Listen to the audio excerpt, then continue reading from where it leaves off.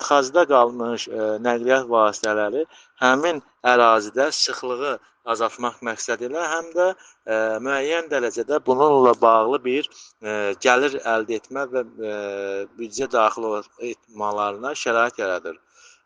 Azərbaycanda isə bu proses 2025-ci ildə start verildi. Bununla bağlı Azərbaycan Respublikası Prezidenti cənab İlham Əliyevin müvafiq sərəncamı oldu və bu səlahiyyətli şəxs olaraq Azərbaycan Avtomobil Yolları Agentliyi nəzərdə tutulur.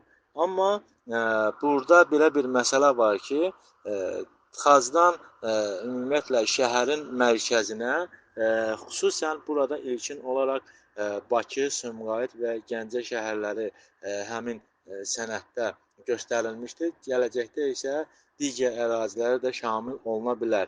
Hansı ki, o ərazilərdə tıxac yaranır və tıxacın müvafiq olaraq aradan qaldırılması üçün atılan addımlardan biridir və prinsipcə bunu Azərbaycanda da tətbiq etmək olar.